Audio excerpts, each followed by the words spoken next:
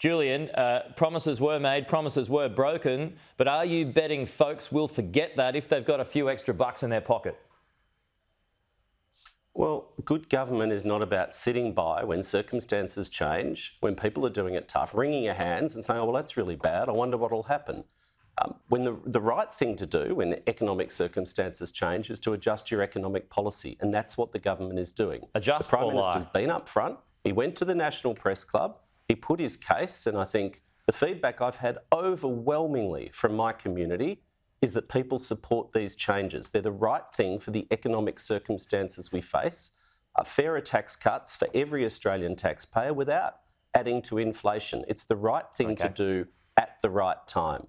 Quick one here. Workers can screen calls from their bosses after hours if Tony Burke gets his way on IR. What would happen if you did that, Julian?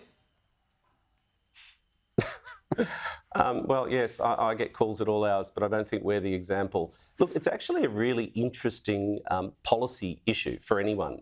If you think about the labour market changes, we're a more technologically connected society. And for many workers, there are just unreasonable demands. There's an expectation in some workplaces that people are available 24/7, that they're supposed to take calls, supposed to respond, supposed to be on call, and that's not part of their employment deal. Now, you know, we haven't settled on a final set of changes. There's a set of propositions being discussed in the Senate. We're talking with business, we're talking with unions, we'll talk with the crossbench. And I think it's about how you strike the balance. I think most people would accept that there should be some new regulations given the change in modern workplaces, but it's about how you strike that balance. But I think it's a genuinely interesting issue for our society to think, well, where do you draw the line, particularly for low-paid workers who are not remunerated like executives, they're not remunerated or have the expectations that come with Keith's job and my role.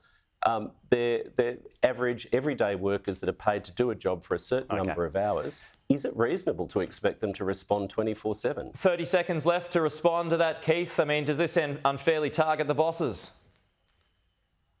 I think it unfairly targets the economy. The last thing the economy needs right now and small and medium businesses need is extra cost, extra complexity. So when this came before Senate estimates, it took 15 minutes to explain what a casual worker is. Now, if you speak to any employer or employee, they'll be able to answer that in plain English. The one problem from this government is they don't know how to speak in plain English because they've never actually run businesses and don't know how hard it is and the risk that people take in putting those together and keeping them alive. You do know that's a silly line they use and that we've got numerous people who've run and operated successful small and medium-sized businesses. I'll just make that point. It's a silly line that we hear and our members run small Julian's businesses all about too. silly lines. So. We're out of time. Silly lines or not, we're out of time. Gentlemen, good to talk. We'll chat to you again soon.